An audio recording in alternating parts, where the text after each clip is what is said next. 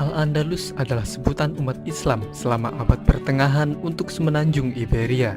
Saat masa keemasannya, wilayah mereka mencakup sebagian besar semenanjung Iberia dan sebagian kecil Prancis Selatan. Saat di bawah pemerintahan Kekhalifahan Cordoba, Al-Andalus menjadi pusat pembelajaran, dan kota Cordoba yang saat itu adalah kota terbesar di Eropa menjadi salah satu pusat budaya dan ekonomi terkemuka di seluruh cekungan Mediterania, Eropa, dan dunia Islam. Al-Andalus menjadi pusat pendidikan utama untuk Eropa dan negara sekitar Laut Mediterania, serta menjadi jalan untuk pertukaran budaya dan karya ilmiah antara dunia Islam dan Kristen.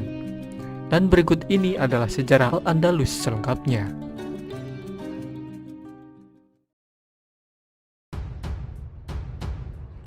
Saat masa kekhalifahan Umayyah dipimpin oleh Al-Walid I di tahun 711, seorang komandan yang bernama Tariq ibn Ziyad memimpin pasukan kecil yang terdiri dari orang-orang yang baru saja masuk Islam. Mereka mendarat di semenanjung Iberia, kemudian berkemah di kaki gunung yang selanjutnya dinamai menurut namanya, Jabal Tariq atau Gibraltar.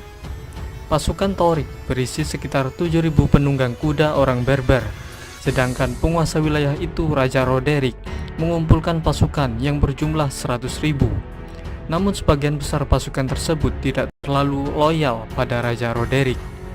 Singkat cerita, Tariq akhirnya bisa memenangkan pertempuran yang menentukan ketika Roderick dikalahkan dan dibunuh pada tanggal 19 Juli di pertempuran Guadalete.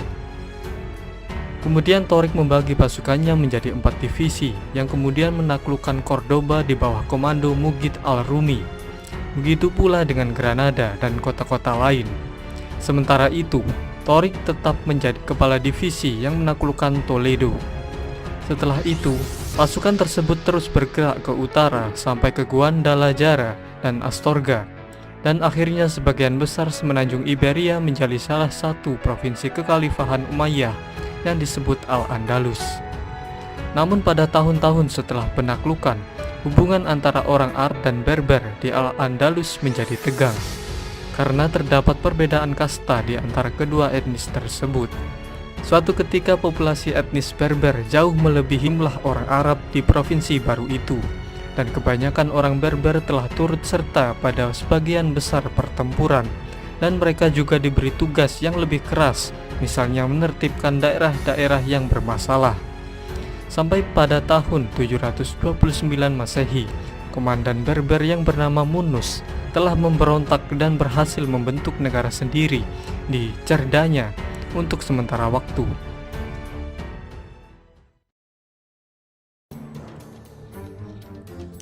Saat kekhalifahan Umayyah terganggu oleh tantangan kekhalifahan Abbasiyah di timur, provinsi-provinsi mereka di Afrika Utara dan Al-Andalus tidak bisa mereka kendalikan.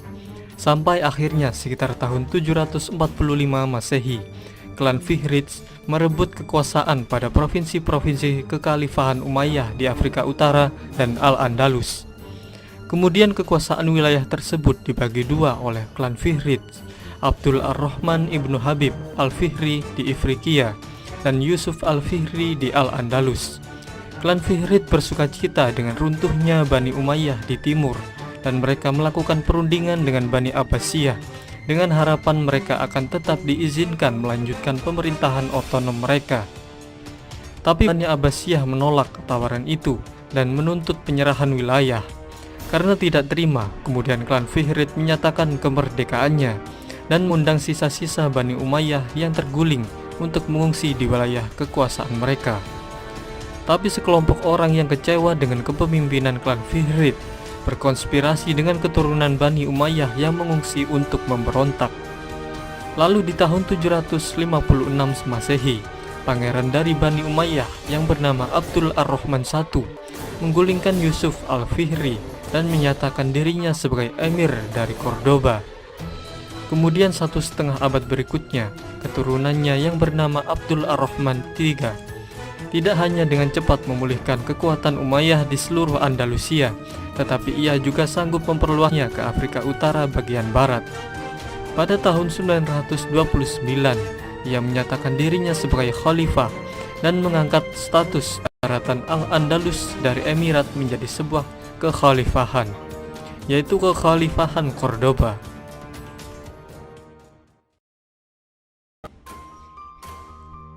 Pada periode kekhalifahan inilah Al-Andalus mencapai zaman keemasannya dengan menerapkan sistem pertanian dan kebijakan ekonomi yang baru, membuat daerah di sekitar Cordoba dan beberapa kota di Andalusia menjadi daerah dengan ekonomi pertanian yang paling maju di Eropa saat itu.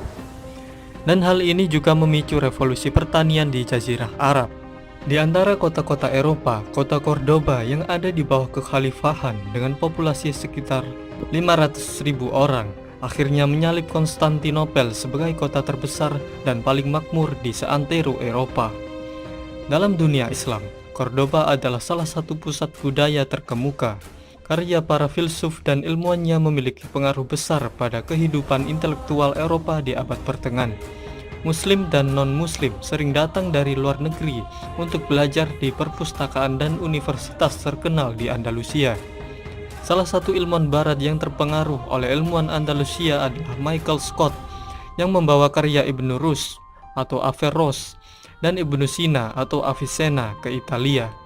Peralihan gagasan ini tetap menjadi salah satu yang terbesar dalam sejarah dan secara signifikan mempengaruhi pembentukan periode Renaissance di Eropa.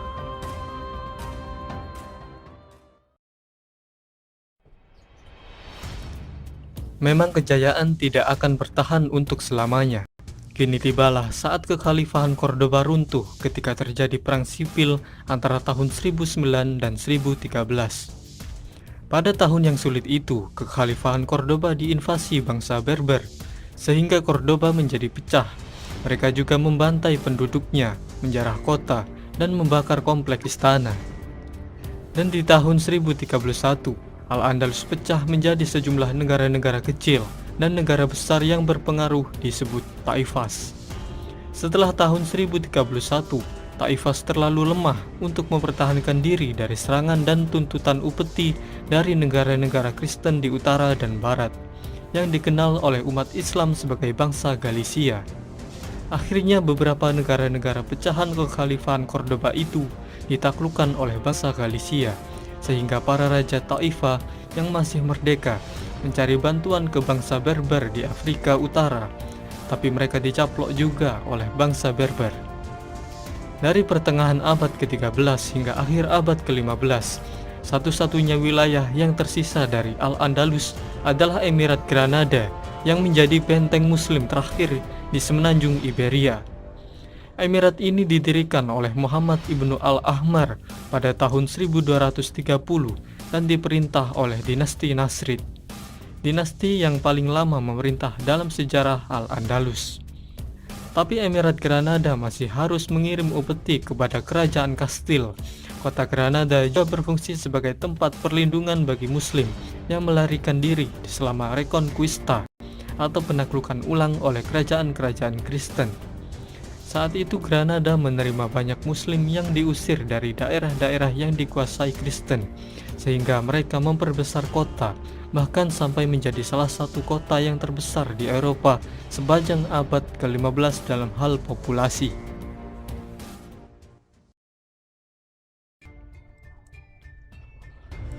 Pada tahun 1469, pernikahan Ferdinand dari Aragon dan Isabella dari Kastil menjadi tanda kalau Emirat Granada akan runtuh.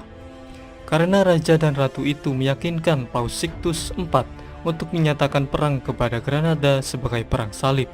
Lalu serangan pun dilancarkan, sampai akhirnya pada tanggal 2 Januari tahun 1492, setelah pengepungan yang panjang, Sultan terakhir dari Emirat Granada, Muhammad XII, menyerahkan kota beserta seluruh isinya. Kini umat Islam yang bermukim di kerajaan Kastil berjumlah 500 juta. Namun setelah musim gugur, 100.000 orang telah meninggal atau diperbudak, 200.000 orang beremigrasi, dan 200.000 orang tetap sebagai masyarakat minoritas. Banyak elit muslim termasuk Muhammad XII telah diberi area Gunungan Alpujarras sebagai kerajaan. Di tahun itu, kaum muslim di Granada masih diizinkan untuk terus mempraktikkan agama mereka. Tapi di tahun 1502, raja-raja Katolik memaksa semua muslim yang hidup di bawah kekuasaan Kastilia berpindah agama. Kemudian keturunan muslim menjadi sasaran pengusiran dari Spanyol antara tahun 1609 dan 1614. Akhirnya sekitar tahun 1727, setelah terjadinya tragedi penuntutan massal, Islam asli dianggap telah padam di Spanyol.